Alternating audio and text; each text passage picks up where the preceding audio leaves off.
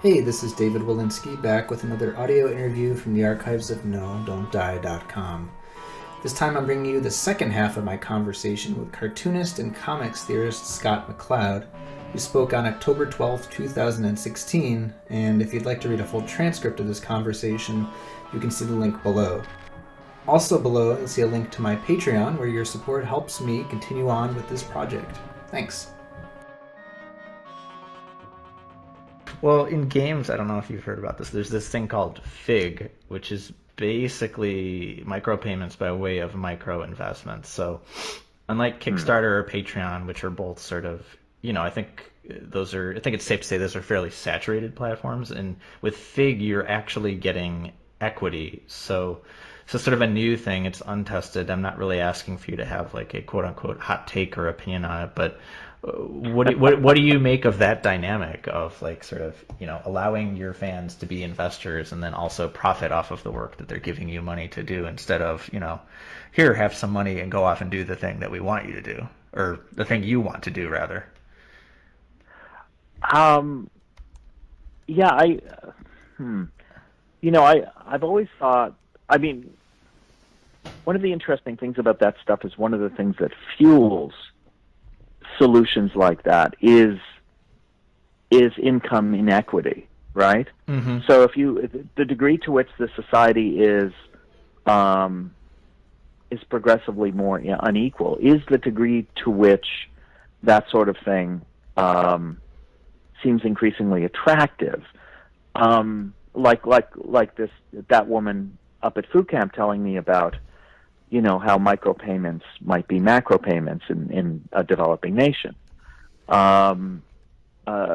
which of course brings us back to like fucking Adam Smith and his invisible hand, like this is it's just there's my little inner libertarian wonders if maybe like one way or another things really do have a sort of reversion to the mean built into the system, just built into the physics of economics. Yeah. That one way or another things sort of tend to flow back in a tidal fashion. But I don't know. I'm not sure. I mean, like, some of it runs on faith. Just as Kickstarter runs on faith. People do give to projects that are not fulfilled. People do give $1 every month to the Patreon accounts of artists who they don't realize for years aren't really producing much. They just like the idea of giving them money. Yeah. But then, like you might give money to the guy sitting on the corner who's gonna, like you don't know that he's going to use it for food, or Right. drugs. You don't really know, but you're not going to sweat it that much because it was just $1, and it's a way of living to put that message in a bottle, to just send a little goodwill headed across the ocean without any guarantee of where it's going to end up. I think there's something appealing about that, and it's a kind of, I don't know, it's kind of tribute to one's understanding of one's own good fortune that's even an option for you. Well, I know that obviously sort of the webcomic gold rush is long over, but I'd be curious to hear you talk like, before the internet of today became the internet of today, like in TV, the goal under the old model was to get to 100 episodes and be in syndication. But during that era, like what was the, what did success look like for an aspiring or even, burgeoningly established writer or artist in comics at that time? Now, wait a second. Which era precisely? What years are we talking? I guess here I'm talking about 80s to late 90s, sort of in the those decades, in the years sort of immediately leading up to the .com bubble burst. I'm curious before and after what that looked like. Maybe it looks like many different things. Things were in flux during that period. I would say that what I often tell young artists is that when I got into comics in the late 70s, let's say the top 10 most successful people in my business were all successful in exactly the same way. And by today, the top 10 most successful people in my business are all successful in 10 different ways. Each one of them has invented their own definition of success. They created something which couldn't be ignored, something that incited a certain degree of passion and devotion on the part of an audience. And then that simply became the rushing river that they had to either divert or build a dam around or make a water wheel or start selling off by the bottle. One way or the other, the water was money, but each of them found a different way to make it so. And I think that's healthy because just sort of the way perception works, that draws focus to the constant. And the constant is the work rather than the method. Do those people wanting to break in, do they understand what you mean when you say that? I just tell them that all they have to do is create something really great and then tell somebody. Just tell somebody and then wait to figure out how that's going to make them money. But then I always caution them that step one could take 20 years. And that's if you're lucky, because it could never happen at all. Creating the great thing. And I also tell them that good enough isn't good enough because that's true in video games as well. That's true in games as well. Yeah, well, games also have the additional challenges of scale, unless you're going to, do something as part of, an indie game jam or something. What about? Well, I guess you sort of said that post-internet, but so I'm curious about this parallel. What these people who are, the 10 most successful people in comics, like, what do they use their clout for? Are they able to get clout? Are they able to do anything with it? Well, I mean, at the end of the day, people want more or less the same thing, which is they want a pile of money so they can take care of themselves and their family. And so that they can keep making what they're making, assuming that they enjoy making it, which they usually do. Right. And they want to reach as many people as possible and just improve their lives and the lives of the people reading their stuff. But money takes care of most of that, doesn't it? Usually. I guess I'm curious. You make enough, you can keep making it. And then really, I think the goal of most of the really good artists is to stop thinking about money entirely. And having enough of it is usually the best way to do that. And then you can just think about the work. I was grateful my agent got me a good deal on the last graphic novel so that I could spend every single waking hour thinking about the graphic novel instead of thinking about money. It was great. Well, I guess I'm curious because so oftentimes what I hear just when I explore conversations with comics people is that I hear they have a lot of the same problems as video games, with just a lot of the same labor issues, a lot of the same issues with sort of a toxic or abusive portions of the audience. So, when people get clout in the comics industry, is it rarely used to sort of assuage or raise awareness of those types of problems? It's a little different. Gaming is more of a collective business. Most people working in gaming are working as part of large teams, so labor issues often have more of a conventional, sort of consciousness-raising union-style concern to them. It's a matter of a community trying to advocate for better treatment, that sort of thing. You're saying by definition, it's bigger groups of people to produce it's bigger groups. It's bigger groups of people. So it has dynamics more in accord with other forms of labor. Gotcha. In comics, of course, we're all our own little weird, idiosyncratic fiefdoms.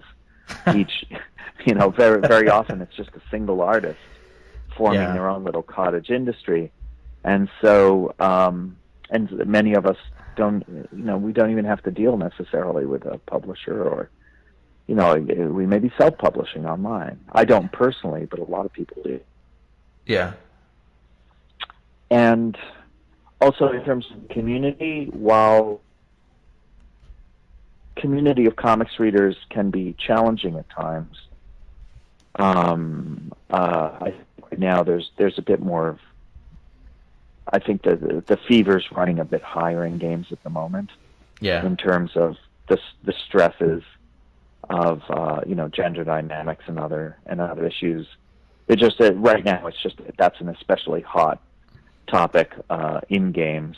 Right.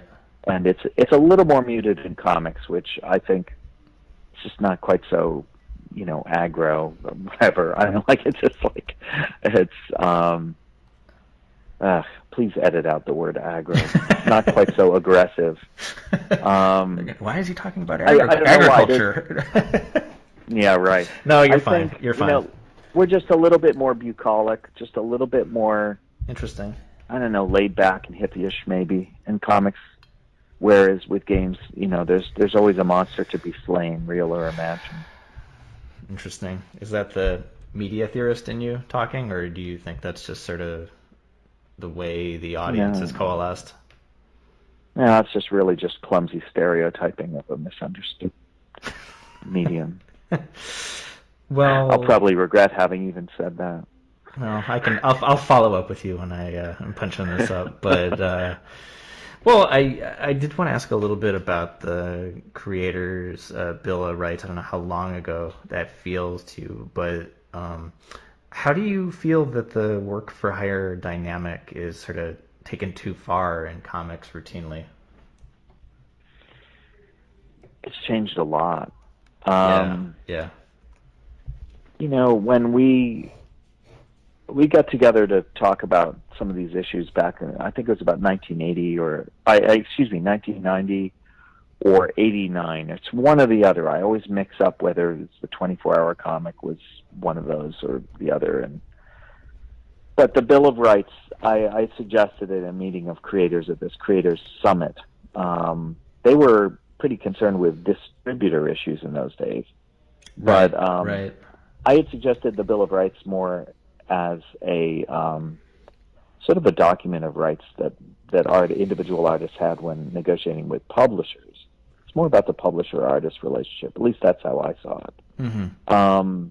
And a lot of those provisions really are standard now with a lot of contracts. It's not true, at Marvel, especially now that they're owned by Disney or DC, which has always been pretty grabby.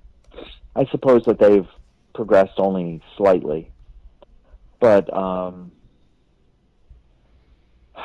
don't know. My feeling was that just the creators have quite a bit of power if they simply recognize it in themselves. That they have all that power, they have all that control until they've signed it away. And it's telling that two of the participants in that meeting, where I proposed the Creators' Bill of Rights, were Kevin Eastman and Peter Laird, who had created the Teenage Mutant Ninja Turtles. Right. And who retained the rights to their creations and became millionaires many times over.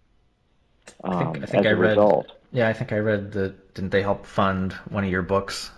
Was it the Understanding Comics book? Yeah, Kevin Eastman created a publisher called Tundra, and Understanding Comics was one of the projects that they funded in their brief existence, for which I'll always be grateful, of course. But yeah, so we had them. We had the Image Boys shortly after the Bill of Rights. The Image Comics creators who struck off on their own to make their own new characters. There'd been something of an IP strike. I think for many years, writers and artists were reluctant to create brand new characters that would then be owned lock, stock, and barrel by the company. Without the promise that they would have some control or at least some participation in the profit generated by those characters, there wasn't much reason to create them. And that's another reason why a lot of the old characters were persisting, because there just weren't nearly as many new ones being created for that reason. Do you feel that, should it be amended for today's internet age a bit? I interviewed a political cartoonist for this, and she talked to me a little bit about it apparently is murky legal territory of sort of having her work be redistributed on Twitter or on websites that excises it does not give her credit, but they basically embed her work. I'm sure this is like among the least of the ways that piracy is rampant on the internet. But are there ways you think that are particularly damaging to cartoonists on the internet? Well, I don't know. You really have to look at it holistically as part of a much broader issue of the vanishing of impermeable membranes, the vanishing of scarcity, the convergence of media. Still a useful word, convergence. Yeah, it is a convergence of sorts. And the dynamics of it. I mean, there's almost too much to say, but it's all part of the bigger picture. As people find themselves sliding down the long tail of an increasingly saturated media landscape, it's just riding those waves. The waves are getting shallower, and I don't have a simple solution for it, but except to note that there are still success stories. They do still exist, but they were always the minority, of course. I mean, those going into comics in 1981 had no better chance of being among the lucky few than artists now do. There was just a more well-worn path. That's all. I mean, sometimes I think back about like bands I heard about in the 80s and 90s, and like just a couple of weeks ago, I was like trying to figure out like, is it more impressive that I heard about bands like that back then, or is it more impressive that I hear about bands I'm surprised I really like today? I mean, I ask a lot of people I interview this question of, I mean, do you feel like have we become better gatekeepers than the gatekeepers we had when we had gatekeepers? If you understand, do you understand what I mean? It depends. I mean, I think I'm probably a better gatekeeper than the gatekeepers that I had. Yeah. But because I'm pretty conscientious about that, I keep trying to expose myself to new stuff. And there's plenty of stuff that I enjoy in all art forms that's from the last few years. So I'm certainly not, as a 59-year-old man, I'm not sitting around the house, moaning that there hasn't been a good cartoon since Scooby-Doo or anything like that.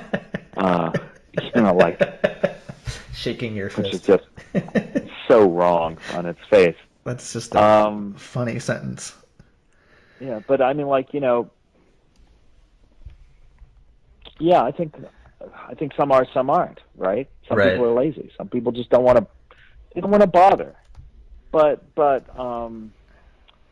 those who put in even a minimal effort, who at the very least check out the shows that all their friends are talking about, who at the very least will occasionally click on the, like recommendations of a new album or something like this.